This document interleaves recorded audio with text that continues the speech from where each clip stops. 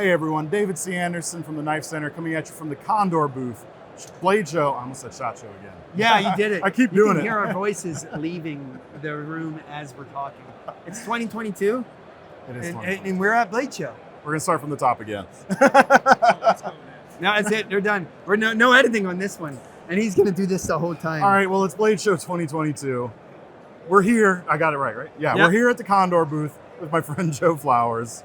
We got a little bit to talk about today, so. Like literally, we're at the point now where like the list, it is the year. Who am I with? Yes, I know this human. And it's at that point here. It's late on a Saturday and time is having less and less meaning as minutes tick by. Come to Blade Show.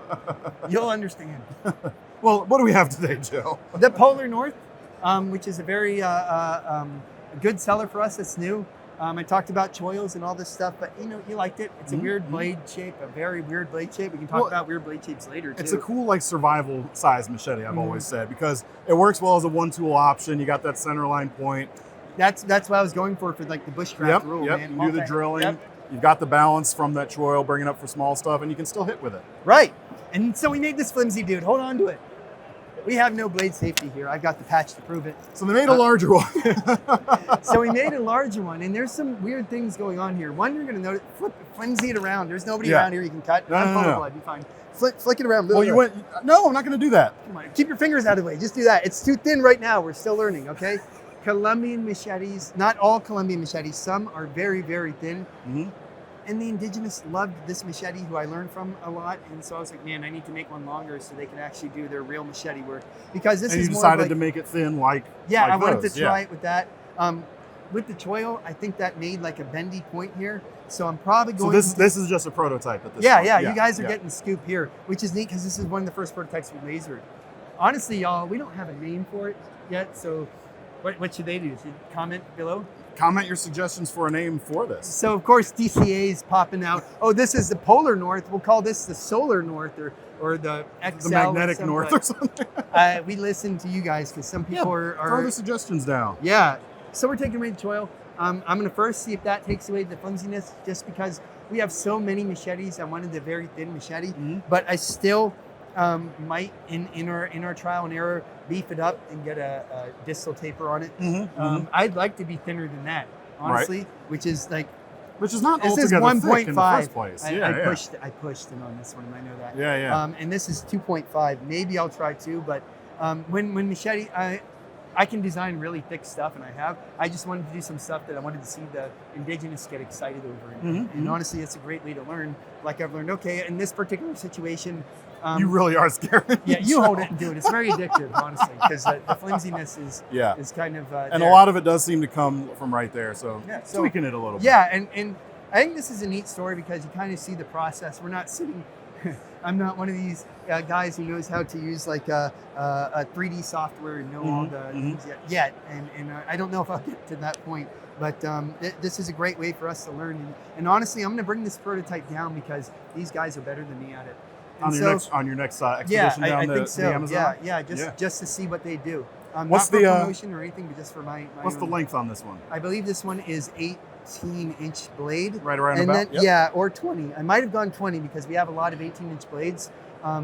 This is, like I said, we don't have the name yet. I'm just like, can I show this? I'm like, fine, Joe. Yes, you can. So there's a scoop. So it's cool. It's cool. I'm very, very excited about it. And you can show the names below. But you were interested in Ulus. So I had a question for Joe. Okay. Because a couple of weeks ago, we did a video on weird blade shapes that actually work. And I talked about an Ulu and talked about how I haven't used one a lot, but that you showed me a couple grips on an Ulu that I would not have thought of. So we have an Ulu here in front of us. And I was wondering if you could show us some of those grips and talk about the way to use a blade like this. And I'm going to say this in like 2 sentences. I have never been to Alaska, and I have never been trained by some of the culture who respects and knows this design very well. And that can be a fun trip, which just gave me an idea. Absolutely. But I can venture to guess some of the gentlemen who I know can take a piece of glass that's broken and outwhittle me with it. And I could show you what they would probably do and what I would do if I had a stick here on the blade show floor to play with, which I do down there, but of course during the show. So of course we've got this grip Ulus, traditionally, people thought that they're used in kitchens, and their kitchens are a very camp-style kitchen where they're using it around the house. So there's different grips where you can come and use your elbow over the top. I'm gonna pan this way so you can get my full shot here and maybe back up a little bit. So everybody goes like this and they first start doing that. You can use your weight and use a backstop like a cutting board or a log, and use your weight and over to the side. That's much safer, and drop down and use all that instead of pushing to get huge chunks. You can find out more about that off of Mora's website with Yoke Sunquest. Yoke, American, and I'm messing up his name, but there's some grips on there that are really fascinating. But some of the other oddities are things like this, like the chest lever grip, where they might hold it this way and get more of that back muscle. I haven't been working out. Sorry, you can't see my. When you get that fulcrum right in front of you. Right, and you also can do that twistiness too, where you start to move the material as long as you're following the wood. And like I said, there's a lot of different ways. They might not even hold it, this way. Maybe they're doing this to use it like a knife to slice, and I can definitely envision somebody doing that. But I'd have to play with it a lot more to do that. And honestly, this kind of inspires me to see what.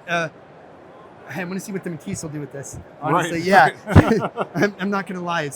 It makes me happy to see them freaking do a lot of the broken glass guys. Out carve me with anything that I'm not used to. So there are a lot of stuff like that. Of course, if you've got like we'll be safe here. I've got the disclaimer here. I have no blade safety from misheard knife reviews, so I'm using that as my excuse. If you have that here, I don't have enough upper strength here. Of course, I'd put it like down near my belly button and get some torque, but you can get that pushing maneuver there. If we're doing bushcraft and you have to, and you're not getting perfect curls this way, this one has enough point to smash it in a piece of wood and keep your blade straight and pull off curls that way. So there's a lot of different ways you can learn about this. That's just me envisioning how people I work with would improvise with this too. But I think that'd be some cool shots. That would be some cool stuff. That question kind of inspires me to learn more about the Ulu. This is an in-house design. This is not my design. Well, because me too. Like I was talking about, I need to start actually carry one and see if it can be my EDC for a little bit. Your EDC Ulu? Honestly, heck yes, honestly, man. How is it? What you need to do? EDC Ulu. Each one of those are 3 words, and that's going to be the thing. EDC DCAULU. Well, no. All I want, Joe, is for you to go visit the Inuit, learn how to use one, and come back and show me. Can you pay me for it? No. I'm just kidding. No, it's not going to happen. I tried. Anyway. Well, so that's the scoop today. We've got the new machete. Unnamed prototype, still in progress. It's going to be changed. We don't even know the name, guys. But if you have name suggestions, yes, leave them down there. And of course, in the meantime, we will leave links in our description to take you over to Condor's page on the website. You can pick up a Polar North or any number of their other great designs. Or any knives. All knives matter. Very true. Keep sticking around for more Blade Show coverage, Joe. Thank you so much, my friend. You're not bleeding. No, not yet. Cut.